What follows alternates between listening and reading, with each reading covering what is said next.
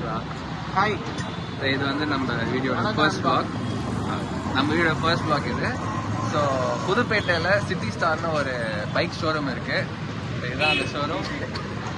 So நம்ம வந்து இந்த கடையில் வந்து நம்ம வண்டியை வந்து கஸ்டம் பண்ணுறதுக்காக கொடுத்துருந்தோம். இது பார்த்தீங்கன்னா இதுதான் நம்ம வண்டி. இதெல்லாம் பாட்டாக கழுப்பி மனசு பார்க்கவே கஷ்டமாக இருக்குது. பட் நாளைக்கு கண்டிப்பாக நல்ல ஒரு பக்கமான கண்டிஷன் பண்ணி பார்ப்போம்.